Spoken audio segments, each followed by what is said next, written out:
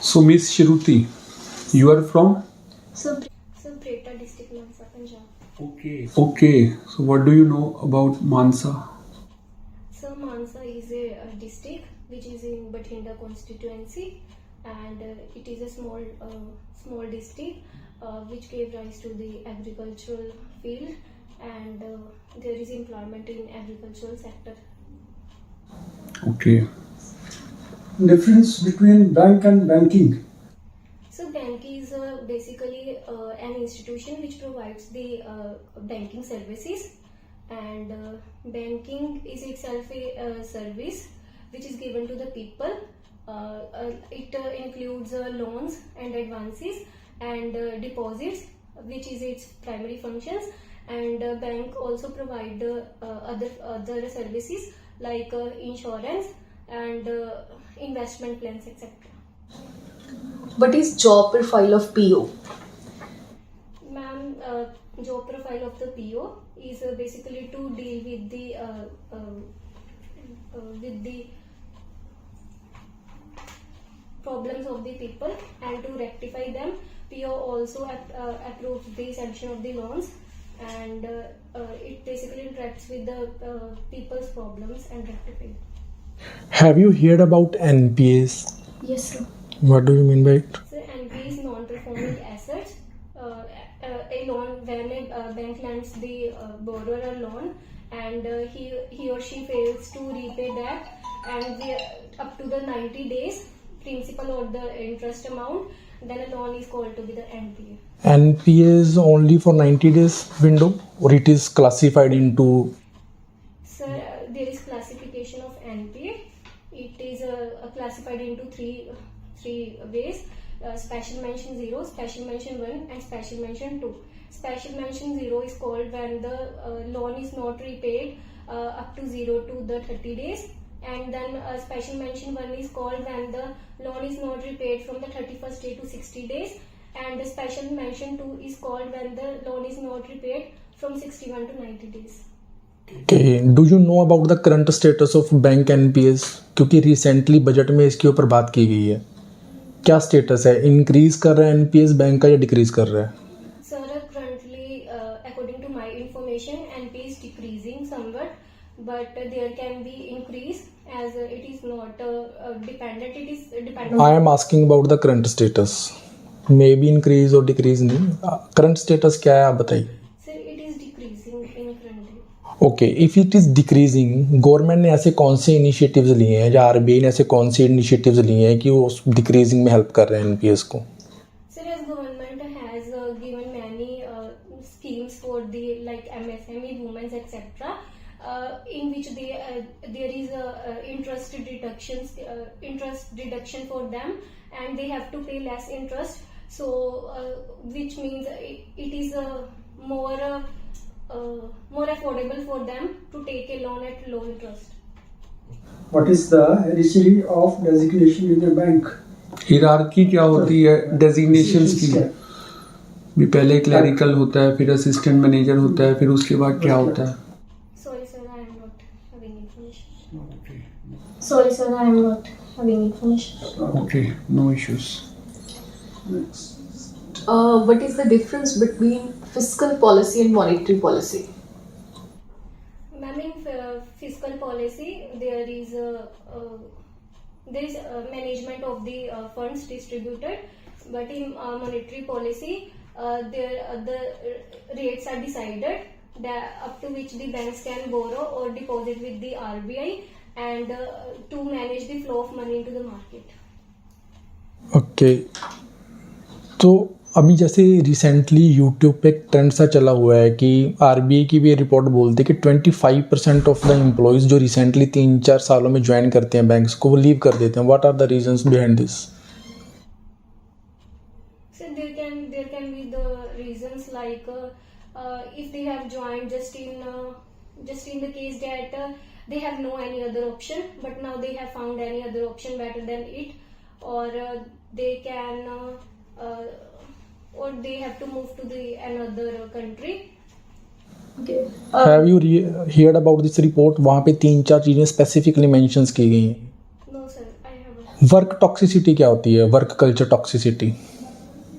So work toxicity is like when the employee is not satisfied with his work, and because there is any job we have to work for earning, but sometimes a person doesn't feel satisfied with his or her job, so he feels toxicity in his work. Okay. Do you know about the promotion channel in bank? No sir, I am not. Well, your strong points and weak points, your personal. So my personal strong points are like I am honest person, I am self-determined, and my weakness point is that I am self-critique. I am not satisfied with what I do. I have I have to do much better in that field I have entered into, and I am very precise person also. I can't ignore small mistakes. I have to do it any work perfectly. What is green banking? Ma'am, green banking is the banking when the loans are lended to the borrower for the purposes which are good to the environment also. That the loan is provided for the expansion of any business. He or she is doing the business activities by keeping in mind the environmental sustainability also. Any bank in Punjab which is doing green banking nowadays? So nowadays, according to the Social Responsibility Act, every bank is doing something, and they are doing some activities like planting of trees, etc. also. So I think every bank is indulged into it. Okay अभी आपको एक ना case study दे रहा हूँ मैं, आपको उसमें ये बताना है कि जो बैंक एम्प्लॉई है उसकी क्या फॉल्ट्स हैं, मतलब कि उसको अपने प्रोफेशनलिज्म में ये चीज़ नहीं फॉलो करनी चाहिए। एक पर्सन है, उसने बैंक से लोन लिया था और उस लोन में उसने कार परचेज़ की है। कार उसके फादर के नाम पे है, मतलब लोन उसके फादर के नाम पे था, लोन रीपे कर चुका है वो बैंक का, ठीक है। तो अभी उसको कार अपने बेटे के नाम पे ट्रांसफ़र करवानी है, ठीक है, समझ आ रहा है? Yes, sir. तो जो उनका बेटा है वो बैंक में काफ़ी बार जा चुका है कि हमें एनओसी प्रोवाइड करवा दीजिए, हम आपका लोन रीपे कर चुके हैं बिकॉज अभी हमने अपना ट्रांसफ़र करवाना है, Yes. ठीक है, कार को। तो वो रिप्लाई नहीं कर रहा है बैंक एम्प्लॉय, वो बोला कि मेरी रिस्पॉन्सिबिलिटी नहीं है, and the person directly email to the MD of the that bank, ठीक है, डायरेक्टली उसने उसको मेल किया, वहाँ से उसको कोई ऐसा रिप्लाई नहीं आया, लेकिन बैंक एम्प्लॉई के पास कोई मैसेज चला गया होगा एमडी की तरफ से। तो अभी वो बैंक एम्प्लॉई जो है वो पर्सन को बोल रहा है कि आप आके कॉम्प्रोमाइज़ करिए कि मैं आपको एनओसी दे देता हूँ, लेकिन ऊपर से मेरे ऊपर काफ़ी प्रेशर है, तो आप ये बोलिए कि कुछ मिस कम्युनिकेशन हुआ था, ठीक है, ऐसा कोई सिचुएशन नहीं है कि मैं अपनी रिस्पॉन्सिबिलिटीज़ नहीं निभा रहा हूँ। तो इस केस में आप बताइए कि एम्प्लॉय की क्या गलती थी, तो क्या फिर कॉम्प्रोमाइज़ जो पर्सन है, कस्टमर है, उसको करना चाहिए या नहीं करना चाहिए, क्योंकि ये तो फिर ट्रेंड बन जाएगा।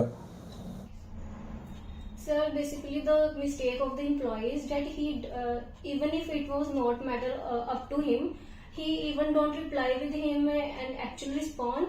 He didn't tell him that how to solve the matter and to whom he has to go or to the complaint. So this is the mistake the employee, and basically the person has just written a letter to the MD.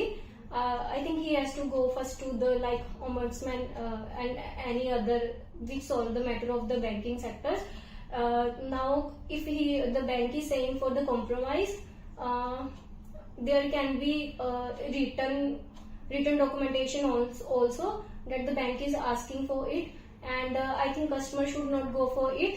And of course, he has to do a legal action on it, but remaining within the limits and not just approaching the high limits of the bank, but to the actual person he should respond to. जिसने complaint की उसका matter resolve हो चुका है, उसको NOC चाहिए थी, वो मिल गई, तो क्या एम्प्लॉई साइड को देखते हुए उसको कॉम्प्रोमाइज़ करना चाहिए कि नहीं, because ultimately question is of his job, because MD is very strict. तो क्या कस्टमर पॉइंट ऑफ व्यू से उसको एम्प्लॉय के साथ करना चाहिए कॉम्प्रोमाइज़? आपको क्या लगता है कि एज एन एम्प्लॉय आप कस्टमर किस हद तक जा सकते हो कि हाँ कॉम्प्रोमाइज़ होना चाहिए? Any financial? No, sir. I think giving a financial bribe or anything is a dishonest thing, and it couldn't be aggravated due to any under pressure, we can just request a customer, but if he is not satisfied with us, then he will not do it, and it is. Recently जो हमारा budget आया है उसमें tax slabs में कुछ changes हुई हैं, तो कौन कौन सी टैक्स स्लैब्स हैं पता है आपको? यस मैम पहले के जो टैक्स स्लैब थे तो उसमें 7 लाख के अंडर जो इंडिविजुअल है उसको कोई टैक्स नहीं पे करना होता था, बट नाउ जो अभी का बजट आया तो उसके अकॉर्डिंग तो 12 लाख के अंडर नहीं पे करना है, बट फॉर द जो सैलरीड एम्प्लॉयज है उनके लिए 12,75,000 है, तो उसके बाद जो टैक्स है वो ma'am is asking about tax slabs and you are saying कि 12 लाख तक कोई टैक्स पे नहीं करना, दैट मींस टैक्स स्लैब में मेंशन है कि 0% टैक्स लगेगा 12 लाख तक? पहले मैम 0 to 3%, 0 to 3 लाख तक 5% था, now it is 0 to 4 lakh. Tax slabs. How many tax slabs in budget? Sorry ma'am, I am not. What will your further goals after becoming a bank PO? Sir, after becoming a bank PO, I will surely do my best in that job, and will do my efforts that I can get up to 2 promotions within the 5 years. After 2 promotions, what will be your rank or designation? Sorry sir. And you were talking about ombudsman. What is ombudsman? Sir, ombudsman एक financial institution बनाया गया है banking के matters को resolve करने के लिए. कब बना ये? Sorry sir, I am not. Okay, Punjab में है ये? तो अगर मान लो आपको बैंक पीओ बना देते हैं तो यू नो कि वर्किंग आवर्स काफ़ी लेंदी रहते हैं, हो सकता है आपको 7 o'clock भी हो जाए, तो how you will manage your work life balance as a female और एज अ वुमेन? आप बाकी की रिस्पॉन्सिबिलिटीज़ को कैसे निभाओ? क्योंकि because there is a problem कि आजकल हो रहा है कि जो आपकी जनरेशन हैं आने वाले, उनके लिए प्रॉब्लम ये है कि both father and mother are working and it is problem कि वो सफ़र कर रहे हैं कि उनको वो एटमॉस्फेयर नहीं मिल रहा इन द से कि बिग सिटीज़ में सिक्योरिटी इश्यूज़ भी रहते हैं. आपने न्यूज़ में भी सुना होगा, नोएडा दिल्ली वाली साइड में फ्लैट्स में रहते हैं तो बच्चे जो हैं नैनी के पास रहते हैं, there security issues. One case तो ये भी था कि उनके नैनी ने ये बच्चे को किडनैप कर लिया. तो आप इसके बारे में क्या सोचते हो? Should women focus on the जैसे कि होमवर्क और they should join equally with the work for participation? उनके काउंटर पार्ट्स को ये रिस्पॉन्सिबिलिटीज निभानी चाहिए. Sir I think when you are married तो दोनों की रिस्पॉन्सिबिलिटी होती है, चाहे वो घर के काम की हो चाहे वो बाहर के काम की हो. एंड अगर हम बोलेंगे कि फीमेल्स को जस्ट हाउस तक रखें तो that is male dominated society, जिससे हम बड़ी मुश्किल से थोड़ा बाहर निकलने का ट्राई कर रहे हैं, तो वो दोबारा से ज्यादा इंक्रीज हो जाएगा डिक्रीज होने की वजह. आई थिंक कि दोनों को अच्छे से मैनेज करना चाहिए एज चाहे कि लॉन्ग वर्किंग आवर्स है, but when you have a partner तो वो आपको सपोर्ट करने के लिए होता है. And before marriage you can talk with them, उनको पता है कि आप एक पोजीशन पे हो तो आपके लॉन्ग वर्किंग आवर्स हैं तो इट इज ओके. एंड तो दोनों मिलकर मतलब बच्चों का भी अच्छा ख्याल रख सकते हैं. And if there is family member तो हम अपनी फैमिली को तो अपने साथ शिफ्ट कर सकते हैं and they can take care of them and उससे सिक्योरिटी इशू भी नहीं रहेगा. Okay, 2 advantages and disadvantages of work from home. सर 2 एडवांटेजेस इज कि वो ज्यादा हमारे लिए कंफर्टेबल रहता है बिकॉज हम अपनी फैमिली के अपने घर में रहते हुए रिस्पॉन्सिबिलिटीज रहते हुए उसको अच्छे से कर सकते हैं, जिससे एम्प्लॉय की प्रोडक्टिविटी भी इंक्रीज होती है. ओके, वन साइड जो आपने ये अपने एडवांटेज बताया, एम्प्लॉय साइड से बताया. अब एम्प्लॉयर आपको क्यों अलाउ करे कि वर्क फ्रॉम होम, एक एडवांटेज उसका बताइए. सर बिकॉज जब एम्प्लॉय सेटिस्फाइड रहेगा तो उसकी प्रोडक्टिविटी इंक्रीज होगी, जिससे ऑफ कोर्स कंपनी को एंड बिजनेस को फायदा मिलेगा, जो कि एंड पे एम्प्लॉयर का ही फायदा रहेगा. Any other reason? सर जब एम्प्लॉय की वर्किंग कंडीशंस को समझेगा और उनके because mental peace is very important. Disadvantages? Sir two disadvantages like कि कभी कभी कुछ एम्प्लॉयज होते हैं जो ज्यादा फॉर ग्रांटेड ले लेते हैं एंड उनकी प्रोडक्टिविटी इंक्रीज होने की जगह डिक्रीज भी होना स्टार्ट कर देती है। And second can be like कभी कभी ऐसा होता है कि कुछ फैमिली टॉक्सिसिटी और ऐसा इन्वायरमेंट नहीं प्रोवाइड करती कि आप घर पे रह के काम कर सको, तो फिर आपको ज्यादा मेंटल पीस खराब करना है। Okay, what do you think about 70 hour work culture और 90 आवर वर्क कल्चर? आजकल बहुत चल रहा है कि यूथ को 70 आवर वर्क कल्चर अडॉप्ट करना चाहिए, 90 आवर वर्क कल्चर अडॉप्ट करना चाहिए। आपको पता है L&T के चेयरमैन ने भी बोला 90 आवर वर्क कल्चर होना चाहिए। आई am not sure about it but I have read something.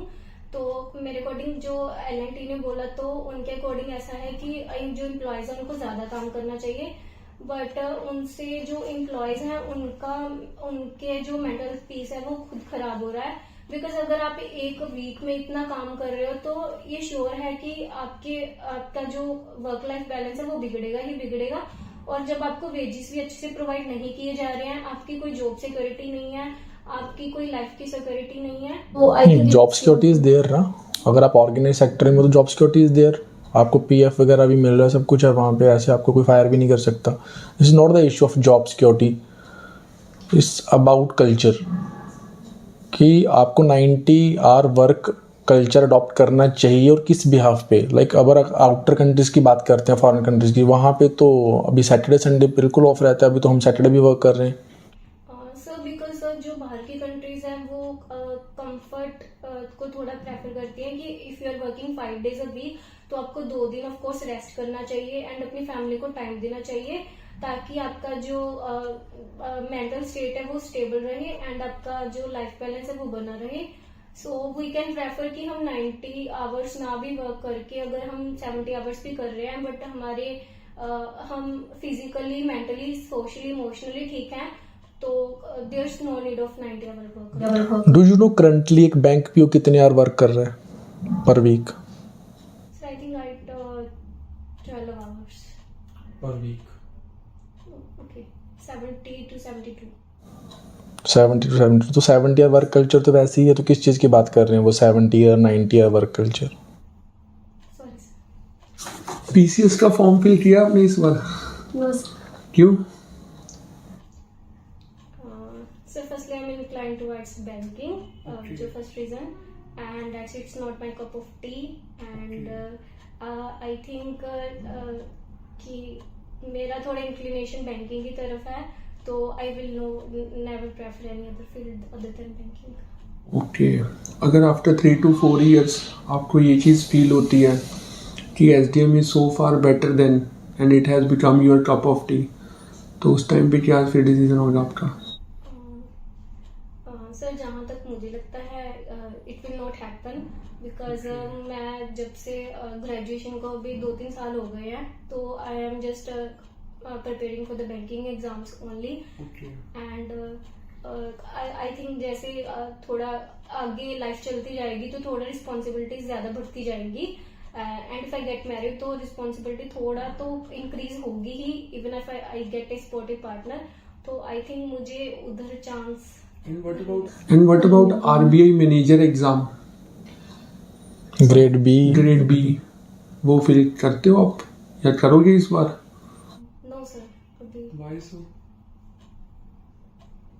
You want to be in a banking sector, तो वो तो सबसे ऊपर I think so for graduate.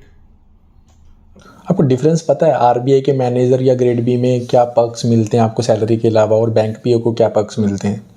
No sir, I have never compared. Okay, इसलिए आपको पता है। Thank you. Okay, thank you. So कैसा रहा आज? How was your experience and what is the difference between that day and today? What do you think about it?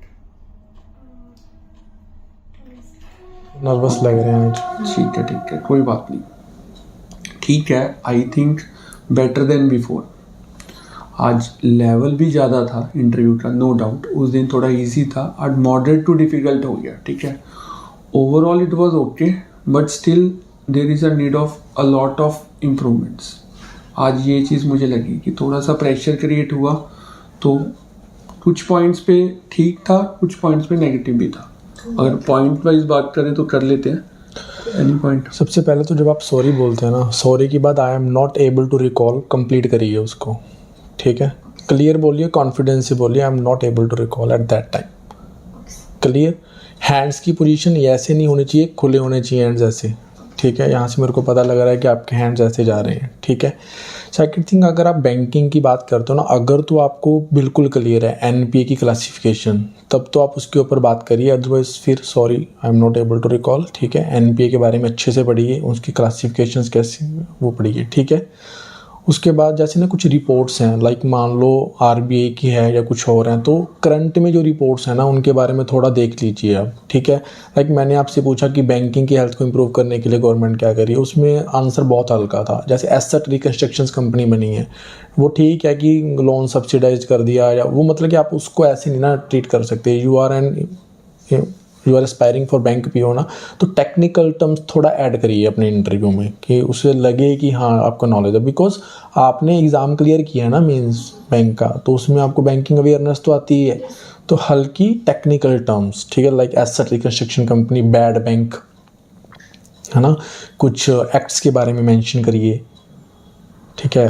तो उससे थोड़ा इम्पैक्ट आएगा। टेक्निकल टर्म बोलने की कोशिश करिए, ठीक है। अदरवाइज़ अगर ज़्यादा टाइम नहीं है तो आप अपने नेचुरल फ्लो में रहना, ज़्यादा कुछ करने की ज़रूरत नहीं है। अगर टाइम नहीं है, अगर टाइम है तो आप पढ़ लो इसके बारे में थोड़ा, ठीक है।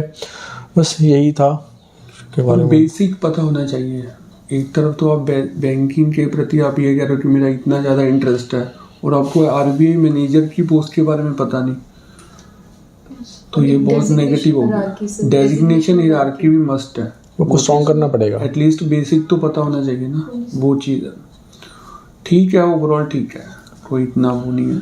जिस चीज़ के बारे में पता नहीं होता ना, लाइक हम भी अगर मान लो यहाँ पे बैठे हैं, हमें हो सकता है सामने से ऐसा कोई क्वेश्चन पुट कर ले जाए जिसके बारे में, तो बिल्कुल कॉन्फिडेंट रह के उसका आंसर करना, sorry sir I am not able to recall at that time. और जो आपको सिचुएशन बेस्ड क्वेश्चन आएंगे वहाँ पे आप सॉरी नहीं बोल सकते। हाँ, आपको पता है चाहे नहीं पता है, आपको सिचुएशन का रिप्लाई करना पड़ेगा। जब आप इंटरव्यू की कुर्सी पे बैठे हो ना, आप अपने आप को जज मत करो कि अगर मैं ये आंसर दूंगी तो सामने वाला क्या सोचेगा। सिचुएशन बेस्ड में आपका जो दिमाग काम करेगा आप आंसर करोगे, जजिंग का काम हमारा है। वहाँ पे आप सॉरी नहीं बोलोगे। डाटा, फैक्ट्स, रिपोर्ट्स, इसके ऊपर आप सॉरी बोल सकते हो, सिचुएशन बेस्ड पे नहीं सॉरी बोलोगे आप। क्लियर? ओके, ठीक है, थैंक यू।